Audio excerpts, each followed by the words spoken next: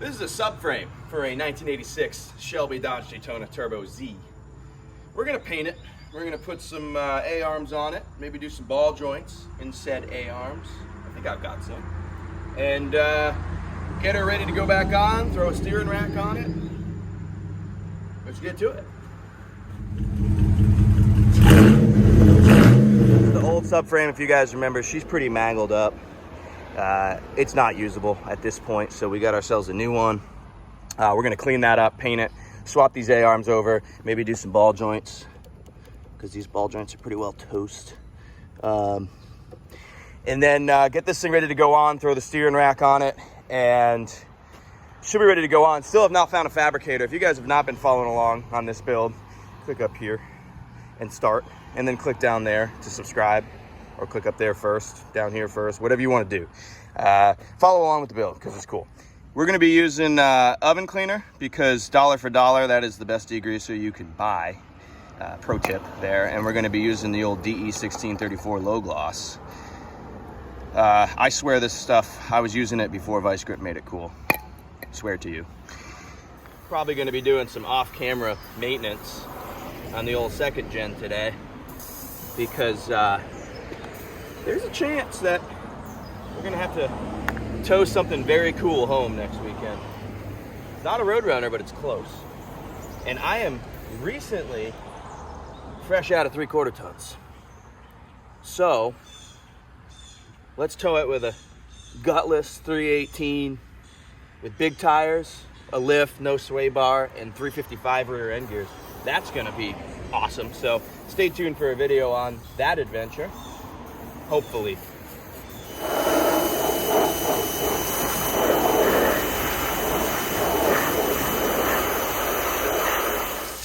Well, we did not beat the weather, so we're painting inside. And you know, the best thing to make a new paint job last, you gotta make sure you got two things. One, a mediocre level of prep, and two, really high humidity. That's just, the paint is gonna set beautifully on this project. All right, so now that I'm soaked, I literally had to change. I think what we're gonna do, went and got lunch, gave this thing a few minutes to dry off. It's nice and dry now.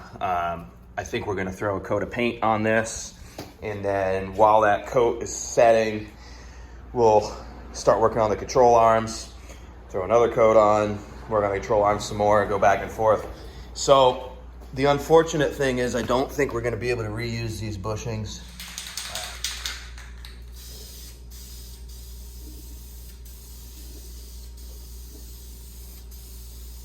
That oven cleaner is so powerful it actually took the a lot of the paint off.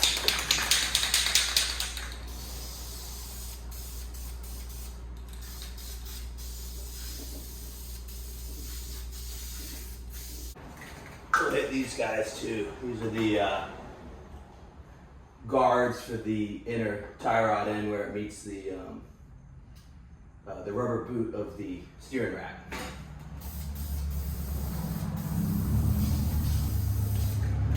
Yeah, we'll rebuild these as well.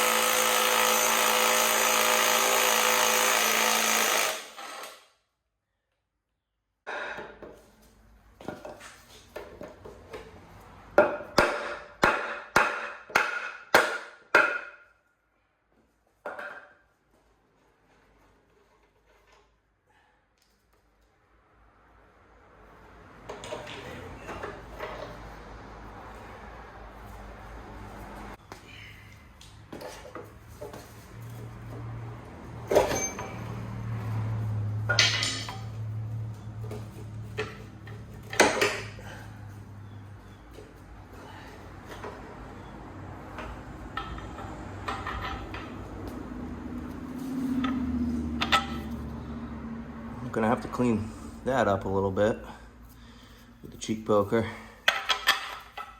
Our professional paint job is done. Decided to paint the control arms. They're aluminum, but yeah, they don't look the best. So threw a coat of paint on those as well. I'm gonna flip all this over and paint the underside. Upon initial inspection, I do not have sway bar mounts. And like everything else on this stupid car, these are welded on. So I guess I'm gonna have to cut these off. Hopefully we can get them off and make use of them. Weld it on both sides. What the heck? Why would you do that? There's a bolt that goes through and holds it. Okay. So we'll go to work on that.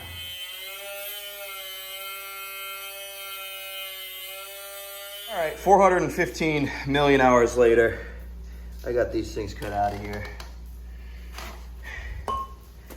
and ready to mount up for the new sway bar. It's still pretty hot.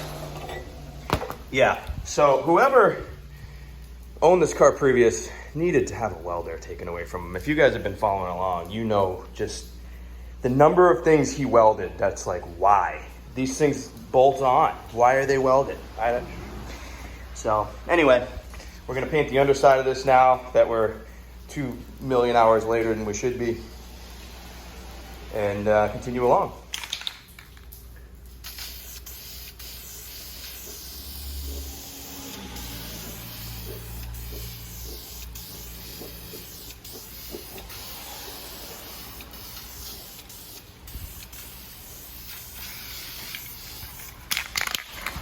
We are all painted. Subframe is good to go. We've now run into another issue. This bolt for the control arm is completely frozen in there, but it doesn't look like the control arm is frozen onto the bolt. We get movement there. The bolt is frozen into the subframe, I think is what's happening. So we're gonna take a Sawzall and cut down through either side. Should release that, and then hopefully this guy comes out if we can pry that out. The other side came out easy, but I think there was there's gear oil all over that side. So I think it had a transmission leak at one point, which lubed up the bolts for that side's A-arm. So that control arm just came right off because everything was nice and lubed up. This side is not. For example, this nut off the back side of this control arm was really tough to get off. So had to hold the impact on it for, a minute probably to get it off. So hopefully that slides out. We're gonna cut this one, see where that leads us.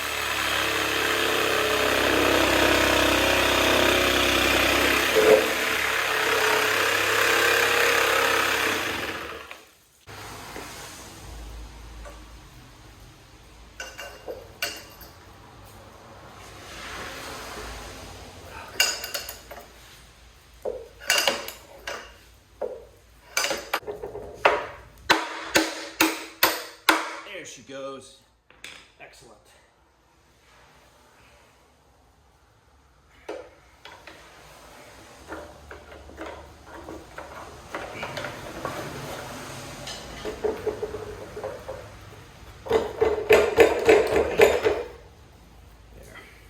It's taken forever to cut through this bolt.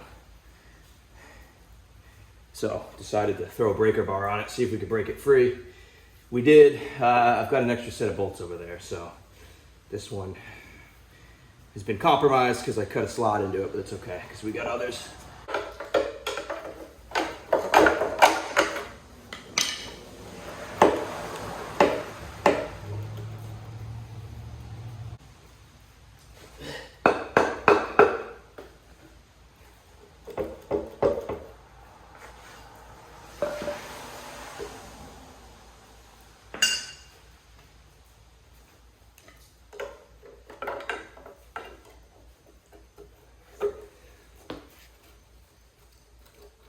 So this thing basically is welded onto this sleeve here. That's what the other side looks like. So there's a sleeve in here. So I'm gonna try to hit this with some PV Blaster, then some heat, then PB blaster, then some heat, go back and forth between the two, see if we can break that thing. Nothing is easy with this car, man. Unfortunately, you can't twist on this. If I could get this twisted, I bet I could break it loose. But there's no way to do that. So we're just gonna have to hope that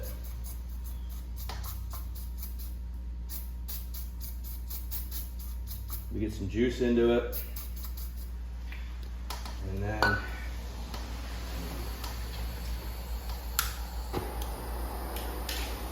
heat her up.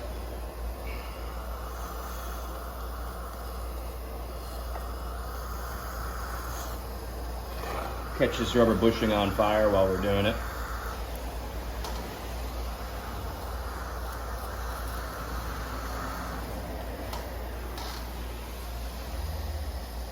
Hit her with some juice again.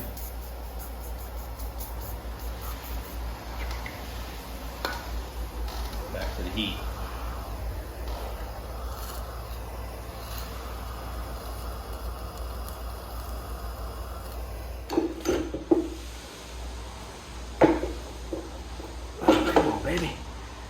Well, I tacoed that thing. That is a cheap pry bar. Holy crap.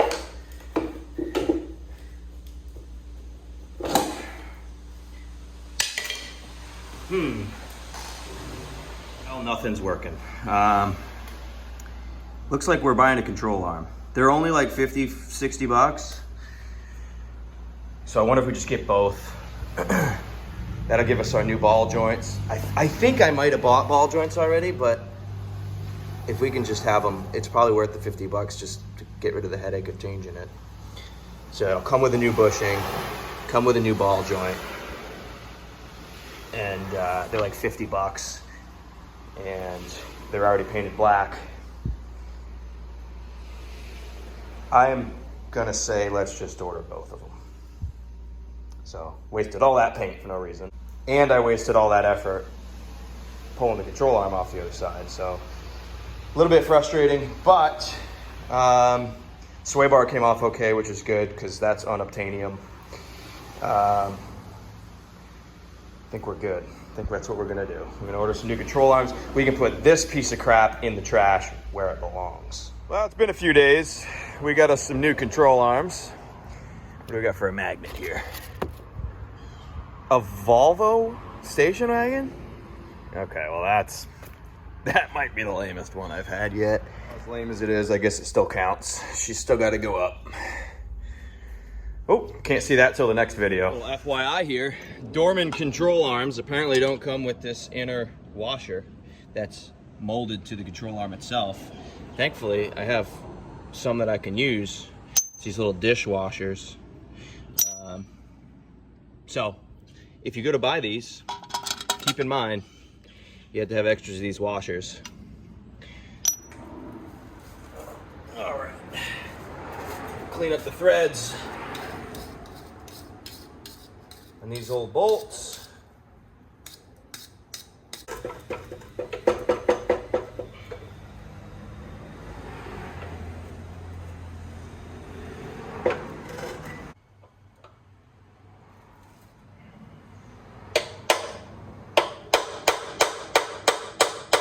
It would appear, oh, I think these bolts have to go the other direction.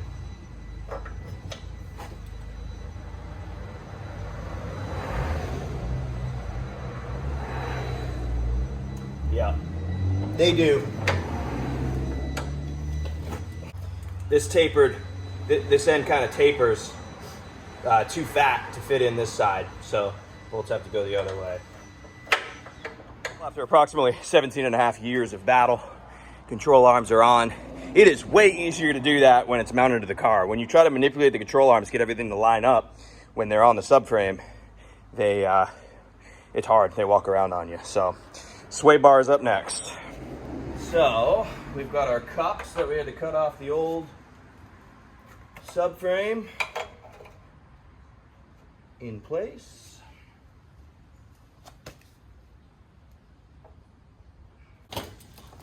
Ugh. It's on low power mode, relax. right, we have positive sway barrage. Gonna hit her with a quick coat.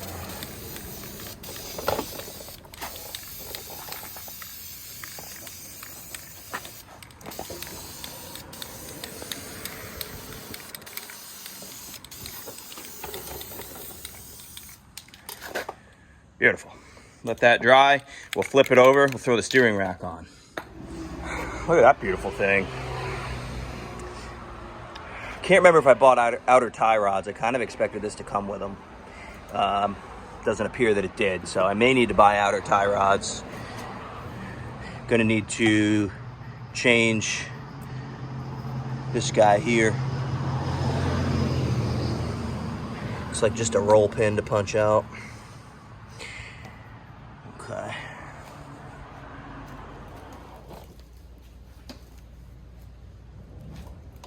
So this is driver's side.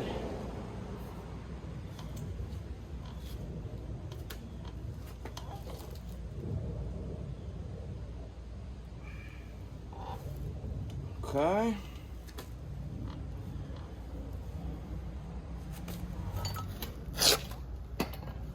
We got one side mounted. This side doesn't quite line up right.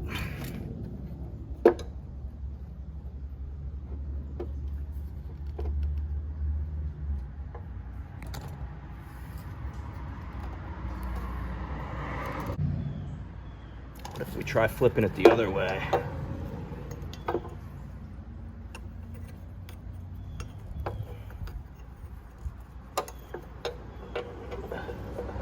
No, that's way off.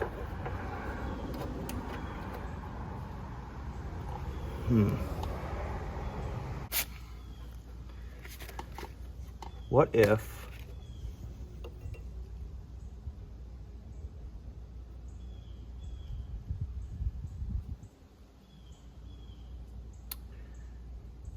I tried cutting this side?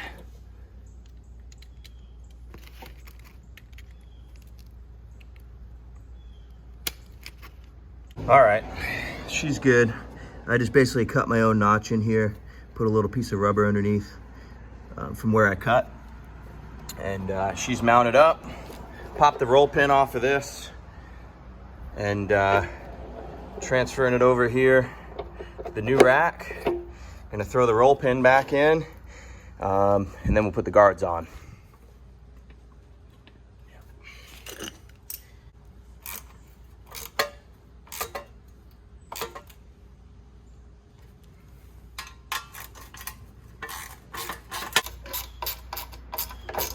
There we have it. That's a good looking subframe, man. Much better. I am gonna label, probably pretty self-explanatory, but I'm gonna label pressure and return line on the pump, or on the rack, based off of the old one.